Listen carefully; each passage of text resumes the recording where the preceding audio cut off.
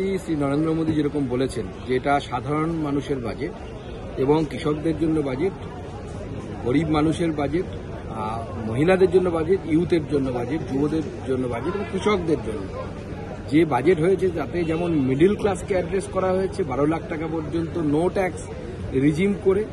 আমারও এক্সপেকটেশন ছিল না, আমি হয়তো ভেবেছিলাম 10 লাখ অব্দি নো ট্যাক্স হবে, 7 থেকে 10, 7 থেকে একবারে 12। এই যে লম্বা জাম, আমাদের মিডল ক্লাস যে সোসাইটি আছে, সমাজ আছে, মধ্যবিত্ত পরিবার যারা আছে তারা এর ফলে উপকৃত হবেন এবং হিউজ পরিমাণ অ্যামাউন্ট টাকা আমরা আশা করছি মধ্যবিত্তরা এরপরে সেটাকে ইনভেস্ট করবে বিভিন্ন জায়গায় এবং তার ফলে দেশের অর্থনীতিতে পারচেজেবিলিটি বাড়বে, দেশের অর্থনীতিতে একটা বুম আসবে, মিডল ক্লাসের অর্থনীতিতে একটা বুম আসবে।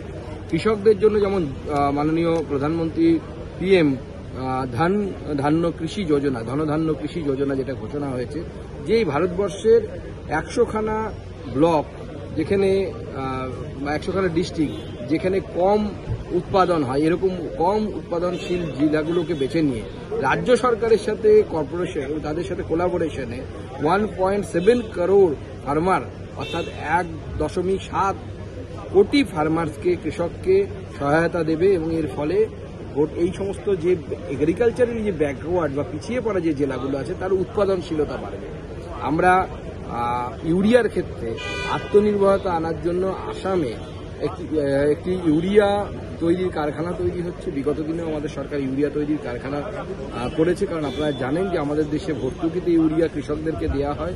মাননীয় প্রধানমন্ত্রীর আমলে আন্তর্জাতিক বাজারে ইউরিয়ার দাম বাড়লেও আমরা ইউরিয়ার দাম দেশের মধ্যে বাড়তে দিইনি এবং বেশিরভাগ ইউরিয়াটা কিন্তু ভারতবর্ষকে ইম্পোর্ট করতে হয়, দেশে তৈরি হয় না, বাইরে থেকে নিয়ে আসতে হয়। সেই দিকেও এটা একটা বিরাট বড় পদক্ষেপ বলে মনে হয়। এবং তার সাথে সাথে আমি যে বিষয়টি বিশেষভাবে উল্লেখ করতে চাইব যে বেশ কিছু ওষুধ 36খানা ক্যান্সার এবং দুরারোগ্য ব্যাধির ওষুধের উপর থেকে কাস্টম ডিউটি 0 করে দেওয়া হয়েছে। এটা একটা বিরাট বড় পদক্ষেপ এবং আমার মনে হয় এটি ঐতিহাসিক পদক্ষেপ হিসেবে আগামী দিনে এটা পরিগণিত হবে। প্রত্যেকটি জেলা হসপিটালে ক্যান্সার ট্রিটমেন্টের জন্য বিশেষভাবে ক্যান্সার সেন্টার তৈরি করা হচ্ছে, এটাও একটা বিরাট বড় পদক্ষেপ। আরও এমএসএমই থেকে শুরু করে সব ক্ষেত্রকে টাচ করা হয়েছে, যার মাধ্যমে ইউথদের আস্তে আস্তে কর্মসংস্থান বাড়বে এবং আরও বেশি ইনভেস্টমেন্ট আসবে এবং এর ফলে দেশের অর্থনীতি আরও ভালো হবে। সুকান্তদা, অভিষেক পরিষ্কার ক্লিয়ারিটি আছে, আগামী দিনে আরও ক্লিয়ারিটি আসবে। 12 লাখ টাকা পর্যন্ত যাদের রোজগার তাদের 0 ট্যাক্স, 12 লাখের উপরে যদি আপনার ট্যাক্স হয়, 14 লাখের উপর 14 লাখ যদি আপনার ইনকাম হয় তাহলে পরে আপনি ট্যাক্সে পড়বেন, তখন আপনার উপরে স্ল্যাব লাগু হবে। কিন্তু 12 লাখের মধ্যে যদি আপনার ইনকাম হয়, অর্থাৎ যারা মধ্যবিত্ত, নিম্ন মধ্যবিত্ত, তাদেরকে কোনো ট্যাক্স দিতে হবে না। কিন্তু 14 লাখ বা 16 লাখ যদি আপনার ইনকাম হয় তখন আপনি পুরো স্ল্যাবের মধ্যে পড়বেন। সেক্ষেত্রে অনেক আপনারা জানেন অনেক কমানো হয়েছে, 0 থেকে 4 লাখ আপনার কোনো ট্যাক্স দিতে হবে না, 4 থেকে 8 লাখ 5% দিতে হবে এবং সো অন। আমি সবটা বলছি না, 8 থেকে 12, 10 এবং ছোট ছোট ছোট ছোট টুকরো করা হয়েছে। অর্থাৎ যত কম রোজগার হবে, অর্থাৎ মিডল ক্লাসের দিকে যারা থাকবে তাদেরকে আরো তত বেশি রিলিফ। বাংলা এই যে প্রকল্পটা রাজ্য সরকারের সাথে কোলাবোরেশনে কেন্দ্র ঘোষণা করলো, প্রধানমন্ত্রী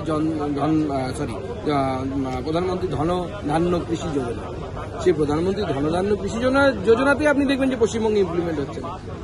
যারা মারামারি করে সবসময় তাদেরকে আপনি প্রজেক্ট দিয়ে কি করবেন? প্রজেক্ট এর আগে উড়িষ্যাতে আমাদের বিরোধী দলের গভর্নমেন্ট ছিল, উড়িষ্যা প্রজেক্ট পেয়েছে কেন্দ্র সরকারের সাথে কোলাবোরেশনে। এবং আমি বারবার পশ্চিমবঙ্গের রাজনৈতিক নেতাদেরকে, যারা শাসক দলে আছে, তাদেরকে বোঝানোর চেষ্টা করছি, আপনারা লড়াই করুন, মারামারি করুন, কিন্তু সেটা আপ টু ইলেকশন। কিন্তু ইলেকশনের পর ডেভেলপমেন্ট, সেক্ষেত্রে ওরা করা উচিত না। আপনারা একটা ঘর দিচ্ছেন না বিজেপি করে বলে, আর আশা করছেন কেন্দ্র প্রজেক্ট দেবে আপনাদেরকে। ক্ষেত্রে বাজেটে আপনারা জানেন যে নতুন আইআইটি, সেই আইআইটিগুলোতে প্রায় 6500 স্টুডেন্টের ক্যাপাসিটি বাড়ানো হবে। এআই এক্সিলেন্স সেন্টার এর আগেও দেশের বিভিন্ন জায়গায় তৈরি হয়েছিল, এবার এডুকেশন সেক্টরকে নিয়ে এআই এক্সিলেন্স সেন্টার তৈরি হচ্ছে। এটাও শিক্ষাক্ষেত্রে একটা বিরাট বড় বিষয়।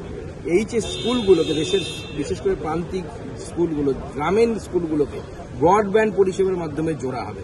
এই প্রত্যেকটি এডুকেশন সেক্টরের যে বিষয়গুলো, এর সাথে মেডিকেলের সিট বাড়ানো হবে, 10,000 সিট বাড়ানো হবে। যদিও মেডিকেল এডুকেশন মিনিস্ট্রির মধ্যে পড়ে না, কিন্তু আমার মনে হয় এটাও একটি শিক্ষার ব্যাপার। তো স্বাভাবিকভাবে এই শিক্ষার ক্ষেত্রে এটাও একটি বিরাট বড় পদক্ষেপ। আপনি কি জটিল কিছু সমস্যায় ভুগছেন, সমাধান পেতে চান? যোগাযোগ করুন প্রখ্যাত জ্যোতিষ ও তান্ত্রিক মনসারাম ভট্টাচার্যের কন্যা মনসা কন্যার সাথে। প্রখ্যাত জ্যোতিষ ও তান্ত্রিক মনসা কন্যা হাওড়া জানবাড়ি ও হাতিবাগানের নিজস্ব মন্দিরেও বসেন। যোগাযোগ 9830106967 আর 9239655323।